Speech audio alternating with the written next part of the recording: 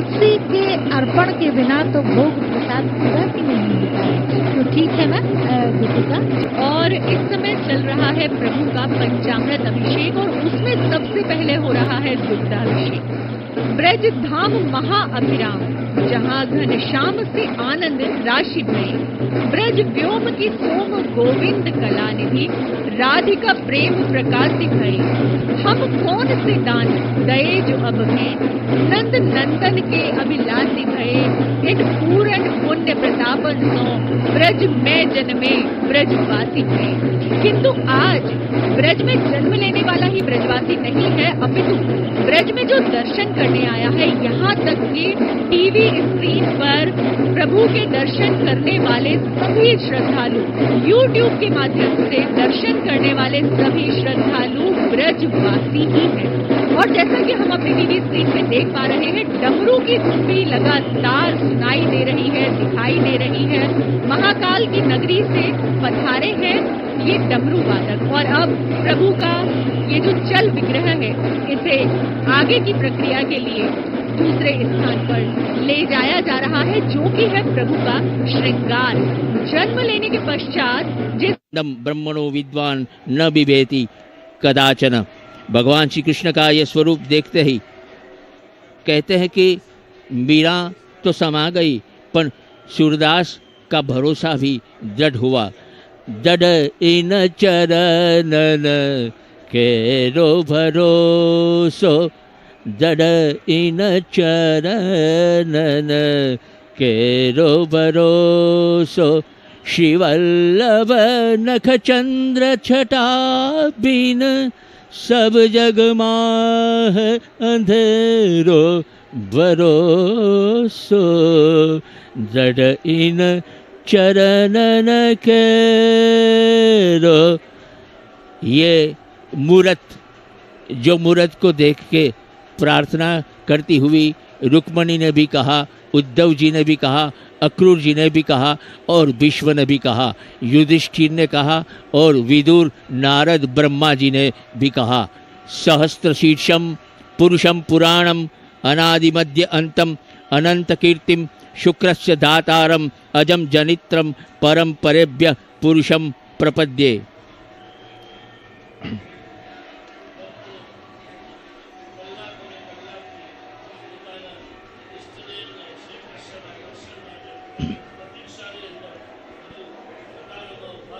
हो गया। अब वापस प्रभु गोपाल आ गए हैं। इस समय रजत कमल में जो चांदी का बना हुआ है उसका पदार्थ पे रखा हुआ है और उनका उस पंचामृत से अब अभिषेक होगा। जिनका बात की गई थी, दूध, दही, घी, शर्करा, शहद और साथ में दिव्य औषधियाँ और सुगंधित औषधियाँ मिलेंगी। एक लंबा अनुष्ठान होता है, लगभग 20 मिनट के आसपास लग जाते हैं। पयोनिधि स्नान होता है, अभिषेक होता है। उसके पश्चात ये अभिषेक, इसके पश्चात जब ये अभिषेक पूरा हो जाएगा और श्रृंगार का हो जाएगा, तब श्रृंगार आरती होगी लगभग 12:40 पर।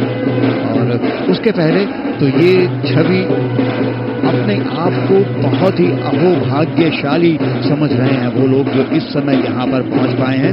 और ये बाल गोपाल हैं, तो मेरे मन में श्रुति एक चीज ये भी आ रही थी कि देखिए हर भगवान के बहुत सारे नाम होते हैं। 1001 नाम, 108 नाम तो बहुत लोगों के हैं, लेकिन प्रभु श्री कृष्ण के साथ एक बात और है, इनके नाम ऐसे बहुत से नाम हैं जो लोगों ने दिए हैं। जो सामने उनकी लीला देख रहा है उसने लीला से एक नाम दे दिया। मेरे मन में कुछ नाम आ रहे थे, मैंने सोचा क्यों ना आइए मिलजुल कर हम लोग सोचते हैं। जैसे मुरली मनोहर हम खूब जानते हैं क्योंकि उनके हाथ में मुरली देखी तो मुरली मनोहर हो गए। नंद के लला हैं, नंद लला हो गए, नंद गोपाल हो गए, कोई नंद किशोर कहने लगा, किसी ने देवकी नंदन कहा, किसी ने यशोदा नंदन कहा। श्याम रंग के हैं और सुंदर तो भाई सम्मोहित करने वाले सुंदर हैं तो श्याम सुंदर हो गए। गौ को प्रिय है, गौ की सेवा भी करते हैं तो गोविंद हो गए। गोवर्धन उठा लिया, बहुत छोटे से थे, करीब 6 साल के, तो वो गिरधारी बन गए। केशव, इसके बारे में 2 बातें कही जाती है। एक तो उनके केश बड़े घुंघराले थे, बड़े अच्छे से थे, और दूसरा केशी नाम का दैत्य था जिसका इन्होंने संहार किया था। उसके नाम पर केशव बन गए, जो बहुत ही इनका प्रचलित नाम हो गया। मधुसूदन एक मधु दैत्य था, उसका भी संहार किया तो मधुसूदन हो गए। काली के फन पर नाचे तो नाग नथैया बन गए। और दामोदर का भी लीला, वो तो अपने आप में पूरी लीला है। दाम मतलब होता है रस्सी, उदर मतलब पेट, तो पेट से रस्सी को बांधिए। इतने शैतान थे, मां नाराज हो गई। बिल्कुल सही आपने याद दिलाया, उखल में बांध दिया। लेकिन कृष्ण तो भला कृष्ण, वो कहाँ रुकने वाले, वो चल पड़े अटकते पटकते, उसको लिए हुए ढोल बजाते हुए उखल को, और दो पेड़ों के बीच में गए। और शायद मलयार्जुन नाम था ना, जो दो गंधर्व थे जिनको शाप मिला था, और उनका उन्होंने उद्धार कर दिया और बन गए दामोदर। ऐसे ही कुंज बिहारी, क्योंकि उनको बहुत शक था कुंज गली में रहने का। एक बात मैं यहाँ पर कहना चाहूंगी, कृष्ण की जितने भी 108 नाम है वो गोपाल सहस्त्रनाम से लिए गए, उसमें उल्लिखित है सारे नाम। में एक नाम आप याद दिला तो विट्ठल है।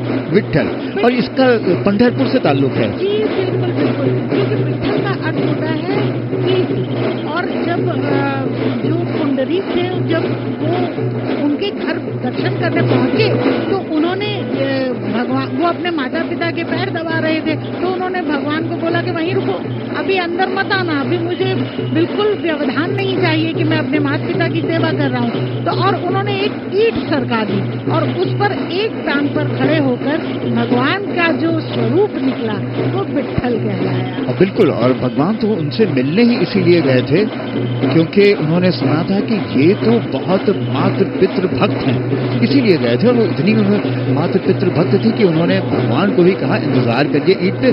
और श्रुति, एक सबसे अलग नाम जो है वो है रणछोड़। यानी यूं किसी को लगेगा ये तो अजीब सा नाम है, रणछोड़, भला क्या नाम हुआ? वो इसलिए क्योंकि शायद वही कारण भी था कि मथुरा से उनको छोड़कर जाने का। जरासंध हर साल आता था, लगातार 17-18 साल आता रहा, युद्ध करता रहा, तो उनको लगा हमारे कुल को क्षति हो रही है, हमारी प्रजा को क्षति हो रही है। मुझे ऐसा, बहुत बड़े कूटनीतिज्ञ थे ना वो, उन्होंने कहा ना, इस समय मुझे ये देखना है कि मुझे अपनी प्रजा की रक्षा करनी है, भले कोई कुछ कहे। और एक नाम मैं लेना चाहूंगी जो बहुत कम प्रचलित है, ऋषिकेश। ऋषिकेश का अर्थ है इंद्रियों के स्वामी, और जिसने अपनी इंद्रियों को पूरी तरह वश में कर लिया हो। और गीता के 15वें अध्याय के श्लोक में ये ऋषिकेश नाम का उल्लेख किया गया है, क्योंकि कृष्ण अपनी इंद्रियों को अपने अंदर समाहित। बिल्कुल, और यहाँ पर भागवत भवन में जहाँ पर श्री युगल विग्रह का लोग दर्शन कर रहे हैं, लेकिन आज वो दिन है जिस समय जन्माष्टमी के समय प्रभु बस प्राकट्य हुआ है, तो वो बाल गोपाल को देख रहे हैं, उनका अभिषेक देख रहे हैं। ये दिव्य दृश्य चलता रहेगा, अभी कुछ क्षण है, निहार लीजिए, अपनी आंख में भर लीजिए और वचन सुनिए इस समय अनिल त्रिपाठी के।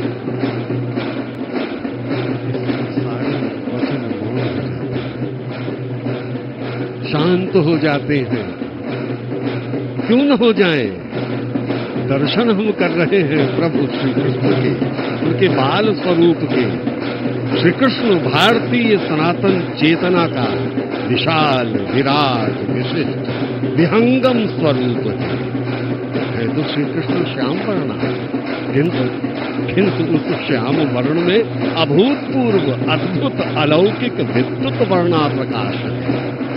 ऐसा प्रकाश जिसमें आनंद है, जिसमें सौंदर्य है, जिसमें माधुर्य है, लालित्य है। ऐसा प्रकाश जो सौम्यता, शांति, मधुरता, मौन, लज्जा, शील, संयम का संपूर्ण सामंजस्य है। बाल कृष्ण के इस रूप में दर्शन होते हैं समाधि के, सिद्धि के, शक्ति के, सामर्थ्य, विद्या, विभूति, आनंद, अनुराग, राग और रास, सभी कुछ तो इसमें दिख जाता है। ये ऐसा मनोहारी दिव्य रूप है भगवान श्री कृष्ण का। क्या कहना चाहेंगे आप इस मनोहारी रूप के विषय में, दीपिका जी? जी, मनोहारी रूप तो है, और आज जितने भी दर्शक, श्रद्धालु इस रूप को निहार रहे हैं, वास्तव में वो अपना जितना सौभाग्य सराहे उतना कम है। यदा धर्म ग्लानिर्भवति जगतां क्षोभकरी तदा लोक स्वामी प्रगटित बभूव सेतु धृगजः सतां धाता स्वच्छो निगम गणगीतो ब्रजपतिः शरण्यो लोकेशो मम भवतु कृष्णो अक्ष विषय। जब संसार को क्षुब्ध कर देने वाला धर्म का ह्रास होता है, उस समय जो लोक मर्यादा की रक्षा करने वाले लोकेश्वर संत प्रतिपालक वेद वर्णित शुद्ध और अजन्मे भगवान सबकी रक्षा के लिए शरीर धारण करते हैं, वे ही शरणागत वत्सल अखिल भुवनेश्वर ब्रजराज श्री कृष्ण मेरे नेत्रों में बसे हैं और आज भगवान श्री कृष्ण हम सभी के नेत्रों में बसे हैं। ये दर्शन जो आप कर रहे हैं जन्मभूमि से, ऐसा ही हाल ब्रज के प्रत्येक घर में भी हो रहा है, क्योंकि अजन्मे का जन्म मात्र मंदिर में ही नहीं हो रहा, अपितु ब्रज का प्रत्येक घर आज मंदिर बना हुआ है। हर घर में इस समय इसी प्रकार से प्रभु का अभिषेक चल रहा है। लाला के जन्म की बधाइयां गुंजायमान हो रही हैं। हर एक घर में जिन्होंने आज प्रातः काल से व्रत किया है, वो इस समय अपने व्रत को अब तोड़ने जाएंगे, क्योंकि प्रभु के पंचामृत अभिषेक के पश्चात जब भोग लगा दिया जाएगा तो प्रभु के उस भोग को उनके जितने भी श्रद्धालु हैं वो सब पाएंगे।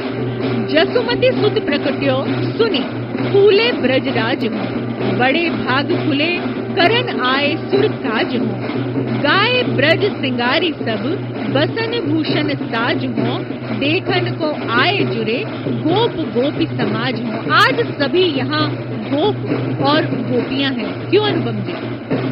बिल्कुल बिल्कुल, बल्कि दीपिका, ब्रज में तो जाहिर सी बात है, हर घर मंदिर, हर घर श्याम है, हमेशा ही रहता है।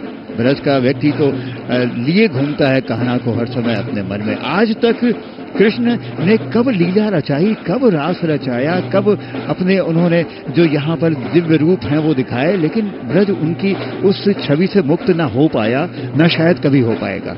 आज भी अक्सर आप यहाँ लोगों से बात करिए तो वो यूं बात करते हैं जैसे कान्हा कड़ी ये काम करके गए हैं। अभी भी कई हिस्से हैं जहाँ पे स्त्रियां शाम को माखन मथती हैं, सुबह सुबह तो घर के बाहर थोड़ा सा रख देती, क्या पता कहाँ आ जाए, मक्खन ले जाए। तो ये ब्रज तो है ही कृष्ण युक्त, राधा रानी युक्त, लेकिन यहाँ आज तो पूरा दिग्विगंत, पूरा विश्व ही आज कृष्ण जन्माष्टमी का उत्सव मना रहा है।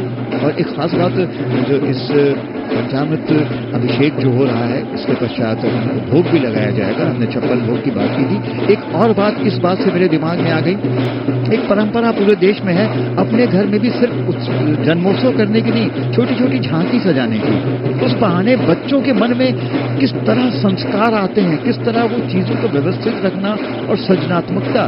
कृष्ण जी कहा ही जाता है 16 कलाओं के स्वामी हैं। 64 कलाएं होती है, 16 प्रमुख कलाएं हैं, उनके तो उन जैसा कोई है ही नहीं। उसमें से एक ये भी है जो सृजनात्मक कलाएं हैं। ऐसे बच्चे सीखते थे जो भोग लगता है, दिन भर व्रत रहिए, शाम का भोग जिसकी दिन भर तैयारी होती, क्या नहीं बनता। अपना बचपन हमें भी याद आ गया, कितनी चीजें बनती थी, और यहाँ पर भी वही परंपरा चल रही है। उसका वक्त अभी लेकिन थोड़ी देर में है।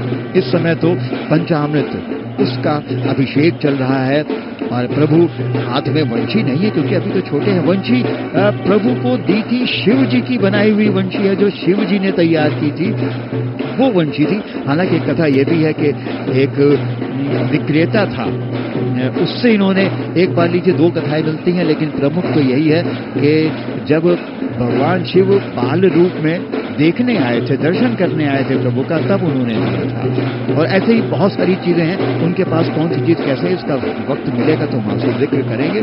लेकिन ये जो वंशी जैसा, इनका हाथ में वंशी नहीं है, लेकिन हाथ में मुद्रा उन्होंने वही ले रखी है। तनिक न धीरज धरि सकै, सुनि सुनि होत अधीन। हमारा मन तो यही कह रहा वंशी आ जाए, बंसी बंसी लाल की बंधन को मनवी।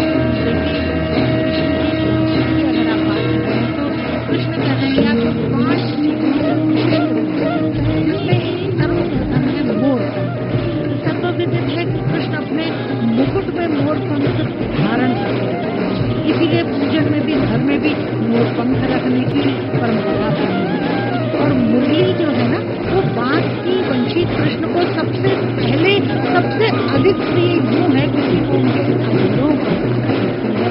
इसीलिए तो उनका नाम मुरलीधर पड़ा। और राधा रानी तो ईर्ष्या भी करती हैं उनकी इस मुरली से।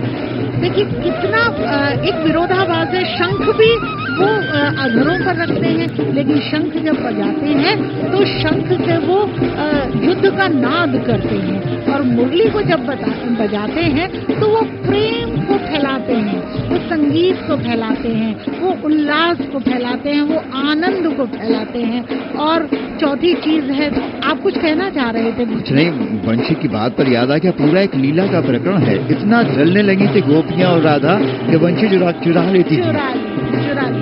और देखिए मैं बात कर रही थी वृंदा की। वृंदा जैसे कि मैंने बताया कि कृष्ण को अगर प्रसाद में वृंदा न खिलाई जाए तो वो प्रसाद अधूरा माना जाता है।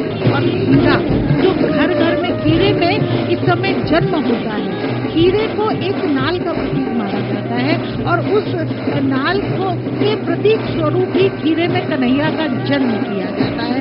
तो ये 5 चीजें तो कन्हैया को बहुत प्रसिद्ध हैं। और जहाँ तक उनके गुणों की बात करें और आधुनिक दृष्टि से देखें तो भगवान श्री कृष्ण पहले पर्यावरणविद हैं, पहले दलितोद्धारक हैं, पहले नारी संरक्षक हैं, और प्राकृतिक संसाधनों के महत्व को जन जन तक पहुँचाने वाले शाकाहारी सिद्ध भी हुए हैं। भ्रष्ट और अत्याचारी सत्ताधीशों को फाड़ फेंकने की कला में भी श्री कृष्ण अग्रणी हैं।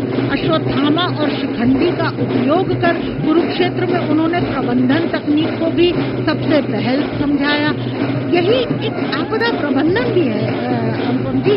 भगवान श्री कृष्ण नटखट बालक, विद्यार्थी, सखा, प्रेमी, पिता, पुत्र, योद्धा, जननायक, दूत, सेवक, सारथी, रसज्ञ तथा तत्वज्ञ भी हैं। इन सभी रूपों में वो अग्रणी रहते हैं और समग्रता से अपने व्यक्तित्व का परिचय इस जीवन को देते हैं। और अगर देखा जाए तो वो कर्म में भी है, काम में भी है, योग में भी है, भोग में भी है। अनिल जी, आप सहमत हैं कि नहीं मेरी बात? निश्चय ही पूर्ण सहमति आपकी सारी बातों से, हमारी ही नहीं अपितु यहाँ उपस्थित सभी लोगों की, और साथ साथ उन सभी कृष्ण भक्तों की भी जो हमारा ये सजीव प्रसारण देख रहे हैं। श्री कृष्ण, ये नाम कृष्ण धातु से बना है। कृष्ण का जब हम इनकी व्युत्पत्ति की बात करें तो कृष्ण धातु से, कृष्ण का अर्थ क्या है? कृष्ण का अर्थ है आकर्षण। कैसा आकर्षण? कृषाकर्षण। कृषाकर्षण क्या है? जो हठात हो, बलात् हो, वो परबस अपनी ओर खींच ले, उस आकर्षण को कृषाकर्षण कहते हैं। और यहाँ कृष्ण धातु के साथ क्या जुड़ गया? णा यहाँ पर क्या है? प्रतीक है आनंद का, प्रतीक है माधुर्य का, प्रतीक है सामंजस्य का। तो कृष्ण, जब ये दोनों कृष्ण धातु के साथ णा योजन हो जाता है तो क्या बन जाता है? ये योग बना देता है भगवान श्री कृष्ण को स्वतः